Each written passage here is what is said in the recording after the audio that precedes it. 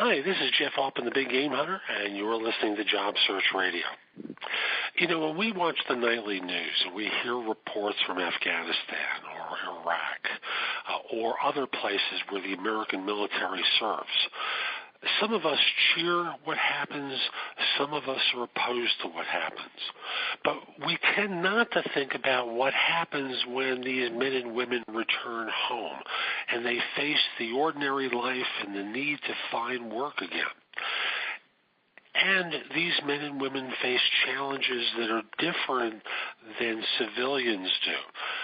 There are systems in place to make it harder to find work, and frankly, many need help. So I brought on Michael Warren for this show, who's associated with an agency in Hawaii that helps people in transition find their next position or find their first position upon leaving the military.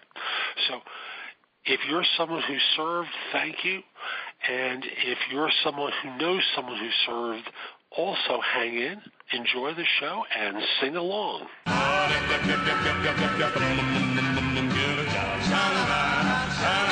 Are you looking for a new job or interested in leveling up?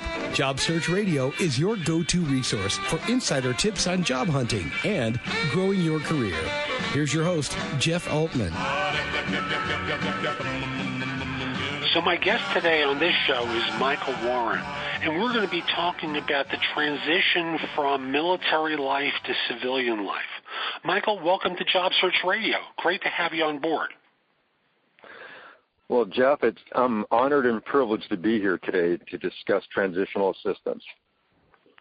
And folks, this is a man who has quite a background. I'll just simply say, served in the U.S. Army, winner of a Bronze Star and several other medals as well.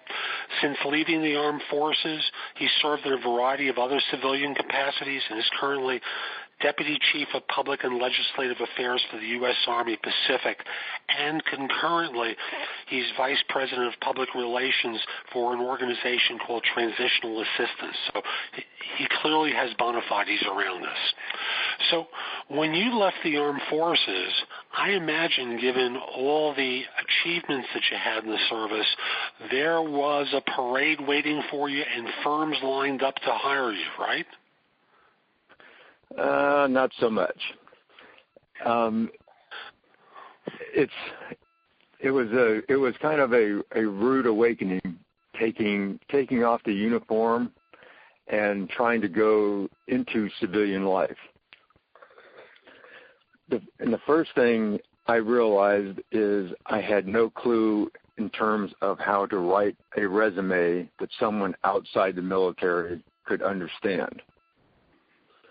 And to make a very long, horrible story a lot shorter, I got to the point where I would put resumes in, and I would get these notices back saying that I wasn't qualified. And once I figured out how to get past that hurdle, I rewrote my resume and then became qualified but not referred, which just was absolutely maddening, because as a retired engineer, I was applying for jobs at the U.S. Army Engineer School at Fort Leonard Wood. So I knew I was qualified in my own mind. I had done it for 20 years. And then this was back in a long time ago world where you can actually talk to human beings, and I was outside of Fort Leonard Wood, so I had easy access to it. I walked into the personnel office, the civilian personnel office, and stood in the middle of the cube farm and asked who deals with the engineer school. And a lady raised her hand. And I told her who I was, and she goes, "I know you because I've worked with your resume." And she goes, "I need to talk to you, and can we go out in the hall and talk?" So I thought, okay, this should be interesting. And I went out in the hallway with her and sat down. And the conversation was short, and I guess the nice term would be very enlightening. I believe she gave you a firm slap in the face and woke you up. Very much so, because she basically started the conversation with, there are 3 things wrong with you. And she told me one of the things was that I was retired. I was a retired Army. And I said, well, I can't undo that. And besides, it's a paycheck, so I'm not going to undo that. And the second thing, which was another rude shock, is she goes, you don't qualify for the 5-point veterans preference, because I was totally unaware that if you retire as a field grade officer, Congress had taken away the 5-point veterans preference for anyone who retires at a field grade rank or above. Anything below that, if you've been in the service, you get a 5-point veterans preference. So I lost that. And then the last thing she told me, which was absolutely mind-bending, is you, and she's talking to me, will never get a job on this installation. What? And I was like, how can this be? So that was the beginning of my transition into the civilian world. Yeah, it's like, get out of here. Go bother some other people, right? It's like being told. Go basically pound sand. Yeah. And you'd already done that once or twice in your life. Yes, literally. So, I know that. So, how did you start out, and what did you start doing as you were out there trying to find civilian work? Well, I took a long, hard look at how I was writing resumes, or at least about my job experience. And in fact, in those days, and it relates to current world as well, you have to write your resume specifically for a job. Ding, ding, ding, ding, ding. Folks, I don't care if you're leaving the armed forces or in civilian life already. That's important tip number 1. Please continue, Michael. And having said that, so the way I've learned to do this is write a resume that has every possible skill that you own and can use. All of the experience, all the skills. Then when you start looking at specific jobs and wanting to apply for them, take that entire huge document that has everything that you know how to do, and then pick out the pieces that apply to that specific position and highlight not only that you can do it, but the achievements you contributed to whatever that company was or what your job was in the armed forces. That is what will get the selecting officials, or and that's for the government jobs, or the personnel management people who do the initial filtering when you're applying for job at the corporate level. You've got to talk to that specific job and what you're able to bring to the table for that corporation or that government agency. Do you still send out the same full resume, or do you want to prune it down to really make it easy for the reader to find the background that will help do that civilian job, for example?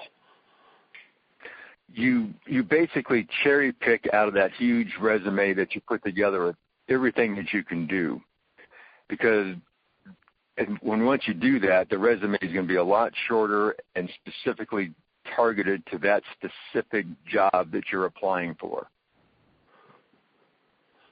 Because, for instance, if you have like a 5-page resume, they're going to read the most recent experience, and that's in the corporate world. Now, in federal jobs, with the USA jobs and how their format is set up, you have the ability to list everything. But you still, my recommendation, and for what it's worth category, is you still go through and tailor every specific job that you had and highlight the things that you do, that you've accomplished, that you brought to the table for the specific job that you're applying for. You can't just you can't put together one resume and just, do the propaganda leaflets and hope somebody will actually read it and see the goodness of your own skills. The broken watch is right twice a day. That big generic resume will have some value far less frequently than the tailored one will. Very much so. And I love your analogy, because you're right. A broken watch is precisely correct twice a day, and that's it. It's the rest of the day that you've got to actually tune your resume to at each specific moment. And since the reader, and this is statistics many of us have heard for years, the statistic on how long someone will evaluate a resume is somewhere between 3 and 7 seconds. The probability is you want to get the best information up on the computer screen within 1 or if no more than 2 page downs in order to make sure that it's at least noticed, because no one's going to read pages, shall we say, the bottom of page 2 through the end of page 9 in some of these resumes. They're really just looking at the more current work to see if there's something there that vaguely demonstrates the fit. That's exactly right. And it goes back to know your audience. With USA Jobs, you basically, they lay out the format, so you're kind of tied to basically a chronological listing of all the jobs that you've done and what you've done. And again, I say, even that, you have to tailor to the specific job that you're nominating yourself for in that system. If you're doing it in the corporate world, it's a whole different concept, because you're looking at about a 2-page resume that grabs a person's attention. Agreed. And folks, we're going to be back with more from Michael in just a moment, but first my job search insider tip for this show, which is really about phone interviews. Now, phone interviews are easier and they're harder than face-to-face interviews. They're harder in that they're not going to be influenced by how handsome you are or how attractive you are or what a great wardrobe that you have. All they're going to have is your voice to go by. On the other hand, they're easier in that they can't see that you have your resume in front of you. They can't see that you're taking down notes or that you have the job description in front of you. So that as they're asking questions, they may not notice that you've got that book open to that section that, shall we say, you're not quite as knowledgeable in as other attributes in your background. So if you're going to get a phone interview, the one thing I always remind people of is, since the only asset that they can really evaluate you for other than knowledge is energy. Your voice has to have a degree of dynamism to it. Otherwise, at the end of the day, a flat affect, a flat manner over the phone is interpreted negatively by most interviewers. So make sure your energy is up, make sure your enthusiasm is there, and you're more likely to get invited in for the next step. So that's my insider tip for this show. Let's pick up where we left off. So you've been talking about the difference between the government site and corporate applicant tracking systems. How should someone approach the government systems? How should they present the document in there? Or should we start with searching the systems for things that are relevant? Well, searching the system for jobs that are available is absolutely easy to do now with USA Jobs and how that is set up. Because all you have to do is put in a couple of keywords for a career field that you're looking for, and it will go through all the known openings and provide you a list of all the jobs that are opening that meet the criteria. And chances are you're going to have to narrow it down, because you can narrow it down by job skill, which is a career series, or narrow it down by pay grade, what level you'd like to go into.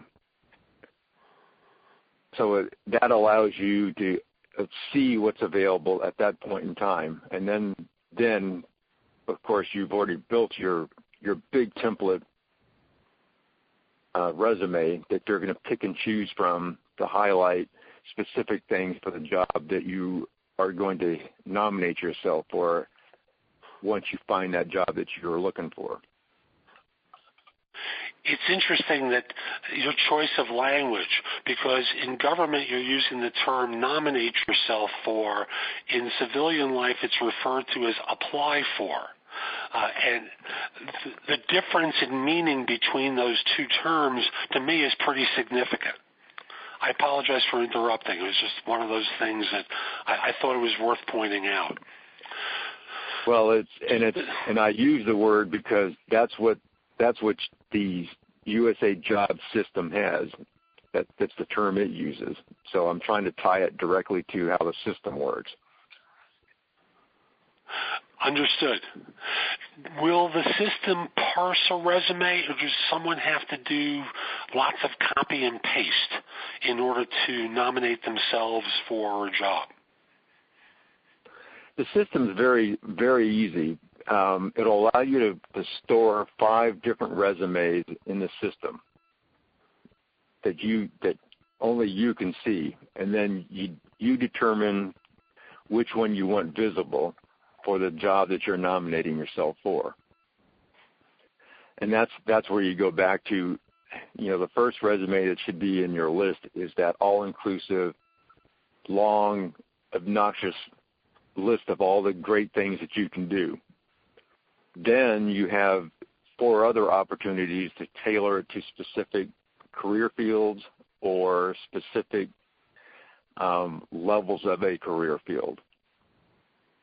So it's very simple, because then it's all cut and paste, because you've got that key document, and it's just a matter of plugging in what you want in that job that you're applying for. By comparison, when you're applying for a civilian job through an applicant tracking system, it's just one resume at one firm. Now, sometimes the vendor will allow you to store a resume on site with them, but so that you can apply to other users of their applicant tracking system with that resume. But it's that resume. It's not 5 different versions of it. And it'll parse the resume into the system as you apply. A little bit of a difference. True. So for you, once you start to figure out how to construct the resume, what were interviews like? How did you go about them, and what did you discover for yourself as you were actually interviewing for civilian jobs? Well, I thought your comment in regard to phone interviews was right on target, because that is very true. One thing I will mention in terms of any interview is to caution people that are in an interview that they are not having a conversation. And I say that because I'll relate it back to what an interrogator will do, and that would be the person who's doing the interview, not being interviewed.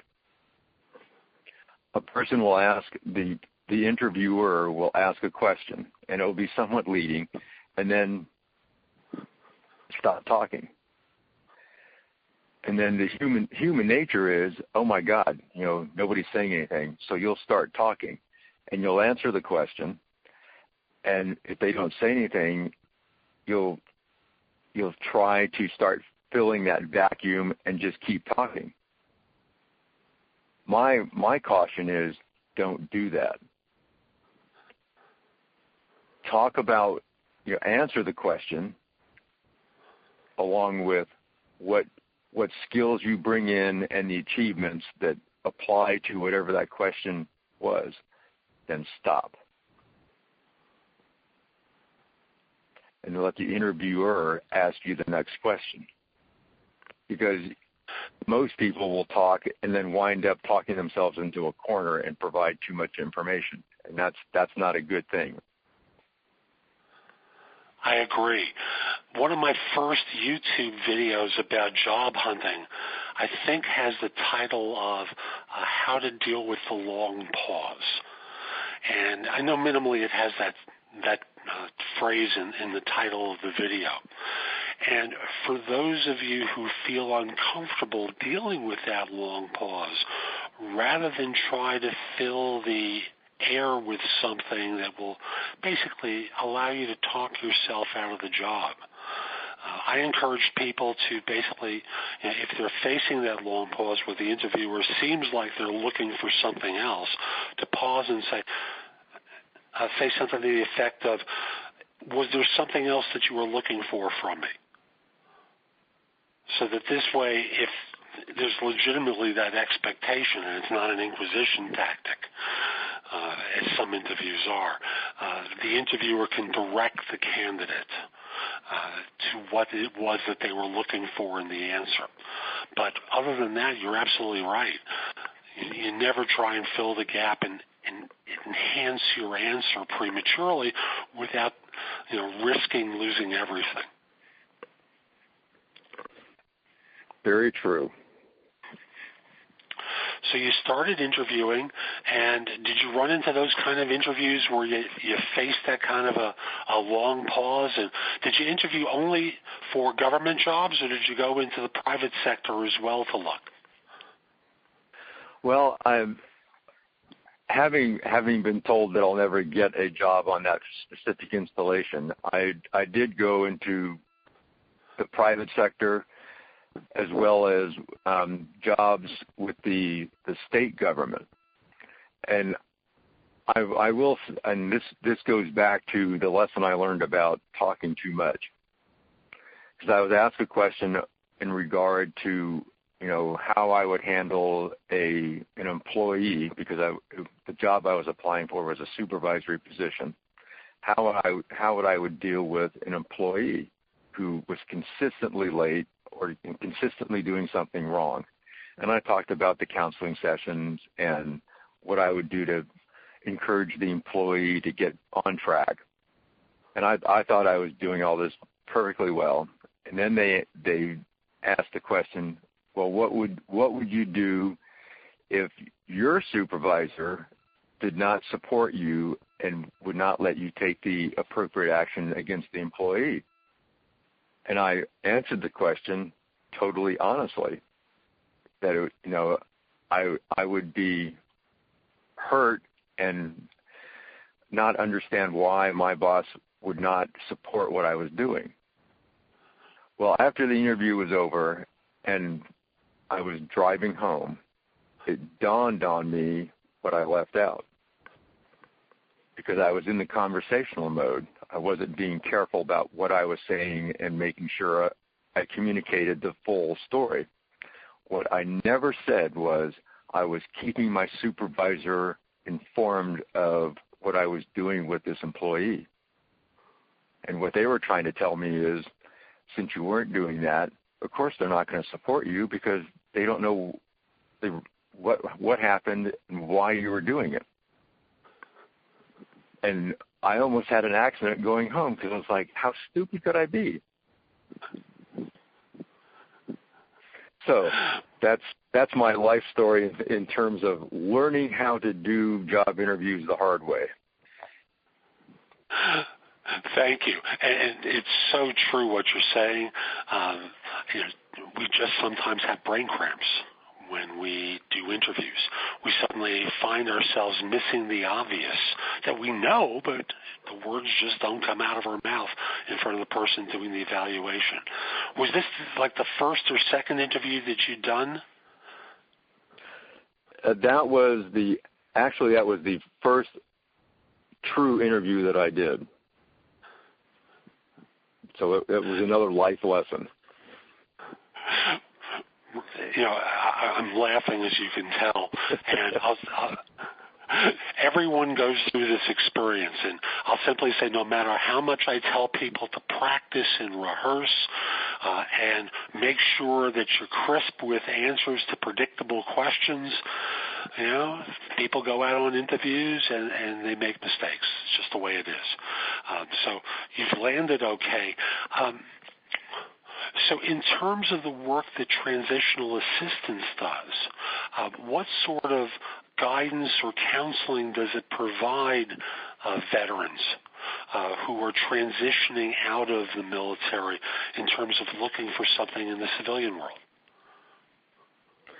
Well, to answer that question, I'll give you 3 bullet points for starters in terms of what transitional assistance does for our veterans, our nation's veterans.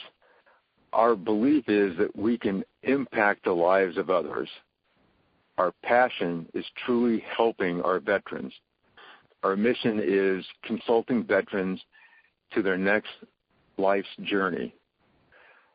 So what does that mean in simple terms? We basically, at Transitional Assistance, we provide an array of services pro bono to meet each of our clients' needs as they transition from the service that they are in to their next life's journey, or even if they're doing a career change later in their life. And this includes, but certainly not limited to, resume writing, finding a new career field if they're not satisfied with the one that they're in, consulting, advocating, federal job coaching, networking, disability assistance. We even do TBI initiatives, mental health networking, domestic violence initiatives, counseling and networking, and service animal placement. Basically, what we are is we do things specifically in terms of helping them do their resume writing, finding a new career field, and we have other agencies that we've become partners with or refer people to that can offer assistance in a whole host of other things. Not that we don't push our veterans off on them, because we keep in contact with them and help them career field, but there are other things that we can support them or their families while they're doing their job search.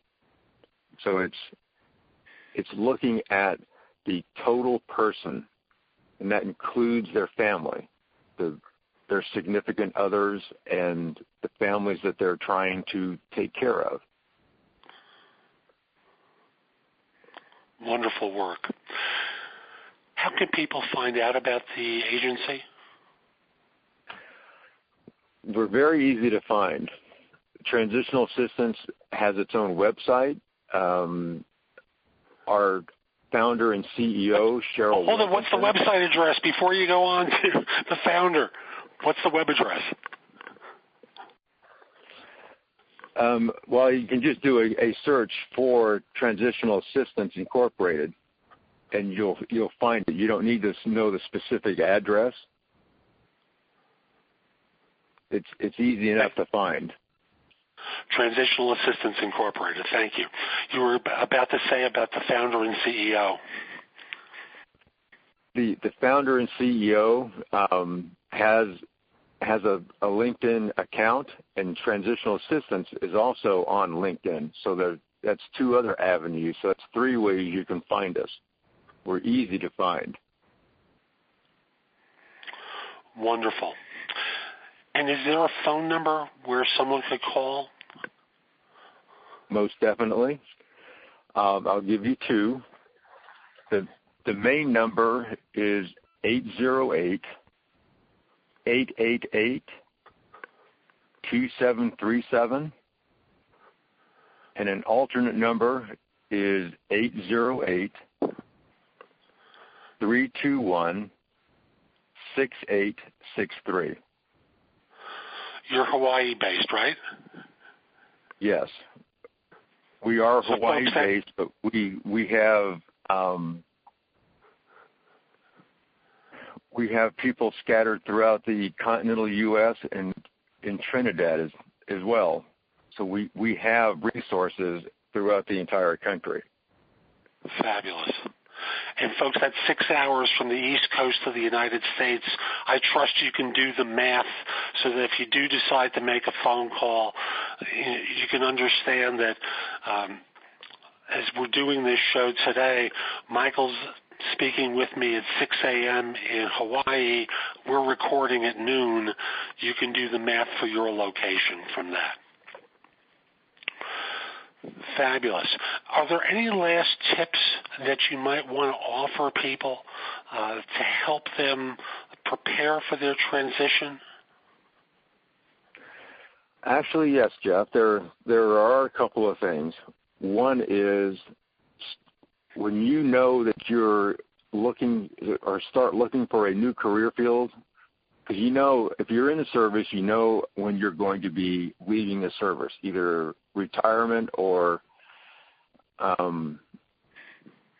just getting out of the service without the retirement. Start your planning at that point in time where you know that you're going to find a new career field. And the important thing is you have to look at yourself first. Are you happy with doing whatever your military occupational specialty was? And if you're not, then don't pigeonhole yourself into a career field that you're not happy with. Because part of what we try to do is help you discover what your passion in life is. Because if you can find a career field or start your own business that is part of your passion in life, you will never work another day in your life. Amen.